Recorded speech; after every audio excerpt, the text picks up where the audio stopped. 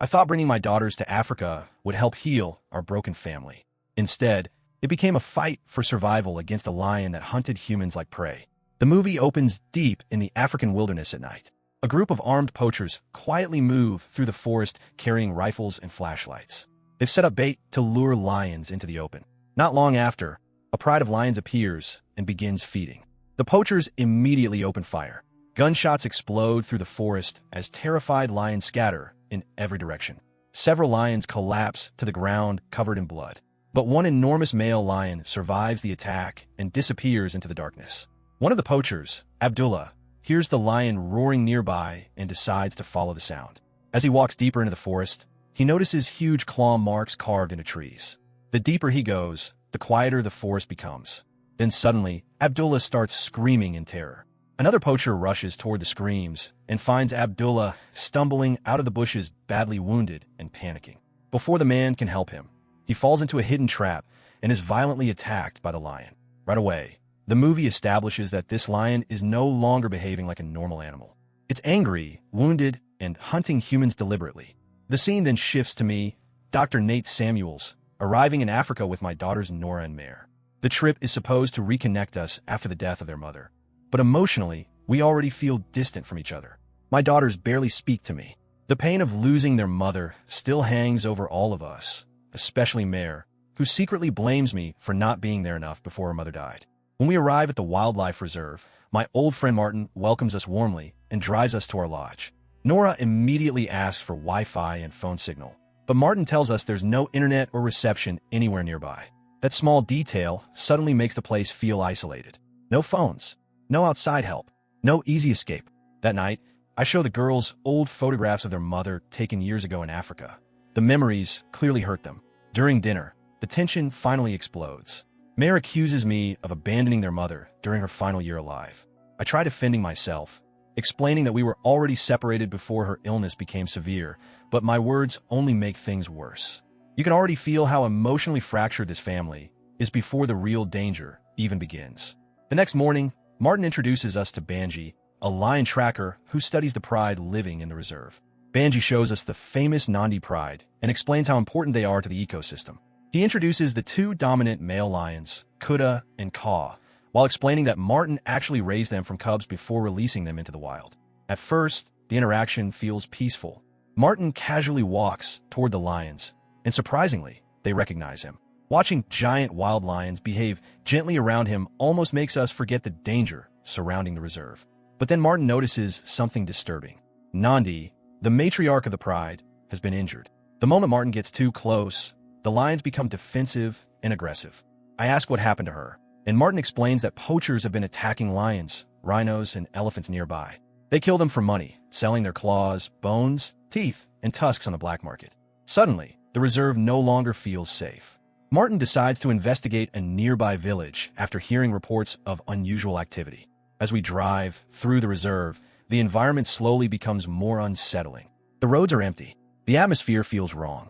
Even the animals seem quiet. When we finally arrive at the village, complete silence surrounds us. No people, no sounds, nothing. The deeper we walk into the village, the worse the feeling becomes. Then we begin noticing blood everywhere. Martin immediately senses danger and tells the girls to stay behind. As I continue searching with him, we discover the horrifying truth. Every villager has been slaughtered. Bodies lie scattered across the village. Doors are ripped apart. Blood stains the ground. The sheer brutality of the attack is terrifying because lions don't normally kill like this. I asked Martin what could have done something so savage. Quietly, he says it was a lion. But even he admits he has never seen behavior like this before. At that moment, fear truly enters the story. Martin warns that whatever killed these people could still be nearby. He decides to retrieve a rifle while I stay with the girls. But when I return to the car, Nora is suddenly gone. Panic hits instantly. I begin screaming her name while searching frantically through the village until I finally hear her terrified cries nearby. I rush toward the sound and find her standing beside a dead woman and a slaughtered cow, completely traumatized. Without wasting another second, we leave the village immediately. As we continue driving through the reserve, Martin tries contacting Banji over the radio, but the mountains completely block the signal. That detail becomes extremely important. We are isolated. No communication. No rescue. No one even knows we're in danger. Not long after, We encounter a local man named Mutasa standing near the road. He reveals that his brother was recently killed by the lion. The fear in his face makes everything feel more real. While speaking with him, Martin suddenly hears movement nearby and carefully enters the forest to investigate. At first, he spots movement in the water and thinks it might be the lion, but it turns out to be a crocodile. Then he notices fresh lion claw marks nearby.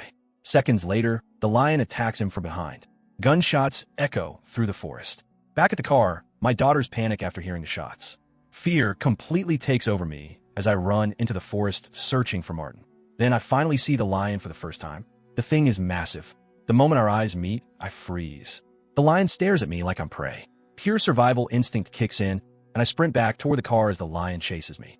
I barely manage to dive inside before it crashes onto the vehicle. The lion immediately starts tearing through the windows, trying to reach us. The girls scream in terror while I desperately try starting the car. Then the lion bites into my leg. The pain is unbearable. As blood pours down my leg, Mare grabs the steering wheel while I struggle to kick the lion away. We finally escape, but the car crashes violently into a ditch. Now we're trapped, injured, and completely vulnerable. I check on the girls before trying to restart the car, but the engine won't move. Then Martin's voice suddenly crackles through the radio. Relieved he's alive, I ask what happened. Martin explains that the lion severely injured his legs and that he's bleeding badly somewhere in the forest. At this point, survival becomes the main focus. We can't leave the car because the lion is nearby, but staying trapped inside means slowly running out of options. I instruct Martin to heat a knife and burn his wound closed to stop the bleeding. Moments later, his screams echo through the radio. The scene feels horrifying because there's nothing we can do to help him. Then Martin suddenly whispers that the lion is staring directly at him from the darkness. He realizes the lion is hunting them one by one. Back inside the car, I search desperately for anything useful and eventually find a rifle case. Mare remembers watching Banji assemble the weapon earlier, so together we put it together piece by piece while trying to stay calm. The lion could attack again at any moment. While guiding us through the radio, Martin tells us to search for a nearby hunter's blind. I climb through the sunroof with a rifle and scan the area desperately. At first, I can't find anything. Then Mare suddenly spots the blind and impulsively jumps out of the car, running toward it. Immediately, fear takes over me. I scream for her to come back. But Nora suddenly notices the lion sneaking toward us from behind. I fire at the lion, but miss completely. The lion attacks me and knocks me onto the ground. I barely manage to crawl underneath the vehicle while the lion stalks around me, waiting for an opening. The fear in this scene feels suffocating because there's nowhere to escape. No help, no safety, just survival. As the lion briefly moves away, I grab the rifle again. But before I can recover, the lion attacks once more. This time, Nora saves my life by stabbing the lion with a tranquilizer dart. The lion finally retreats into the darkness. Later, Mare manages to bring Martin back to the car. His legs are badly torn apart, and I try treating his wounds while conserving the few medical supplies we have left. Food and water are also becoming limited. Everyone is exhausted, injured, terrified, and emotionally breaking down. Nora asks whether the tranquilizer will stop the lion permanently. I tell her it should knock the lion unconscious for hours. But moments later, the lion reappears nearby, almost completely unaffected. That's when Martin realizes the truth. After the poachers slaughtered its pride, the lion became consumed by rage and grief. It's no longer killing for territory or hunger. It's hunting for revenge. That night, voices suddenly come through the radio. At first, we think rescue has finally arrived. But then armed poachers emerge from the darkness. Their leader, Keys, immediately realizes we're talking about the same lion whose pride they murdered. He agrees to help us escape for money. But once he recognizes Martin as an anti-poacher ranger, the situation turns violent. Then suddenly, the lion attacks again. Chaos erupts everywhere. Using the confusion, I try stealing the poacher's truck, but the keys are missing. Now survival becomes a desperate scavenger hunt. I search the nearby woods for the poacher, carrying them while the lion continues stalking everyone around us. At one point, Mare accidentally speaks through the walkie-talkie, drawing the lion directly toward me. I quickly throw the radio away to survive. The lion begins circling beneath the tree I'm hiding in. Desperate, I spot a snake nearby and throw it at the lion, causing it to retreat briefly. I escape through the water, but the lion appears again above me. Luckily, Nora honks the truck horn loudly, distracting the lion long enough for me to escape. I finally recover the truck keys and a rifle from one of the dead poachers. Back near the car, Martin tells the girls to stay calm as the lion approaches again. At first, it seems like the lion is leaving. Then suddenly, it attacks again. Martin orders the girls to run while he stays behind. The vehicle carrying Martin and the lion crashes over a cliff. Moments later, a massive explosion erupts below.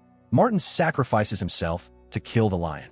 Hearing the explosion devastates me emotionally. But there's no time to grieve because Mare has also been injured during the attack. She's weak, bleeding, and struggling to move. Now my daughter's survival depends entirely on me. Knowing we need shelter and medical help immediately, I drive toward an abandoned school building nearby. Inside the school, I try treating Mare's wounds with whatever limited supplies remain. But then the lion returns again. The girls hide in terror while screaming for help. I rush back and manage to drive the lion away temporarily before locking the girls inside a classroom. Then I make the hardest survival decision of the entire movie. I choose to face the lion alone. Outside in the open field, the final confrontation begins. The lion attacks brutally, throwing me to the ground and tearing into me repeatedly. I fight desperately despite being exhausted, injured, and barely able to stand. Then suddenly, Nandi's pride appears nearby. Kuda and Ka immediately recognize the rogue lion as a threat and attack it together.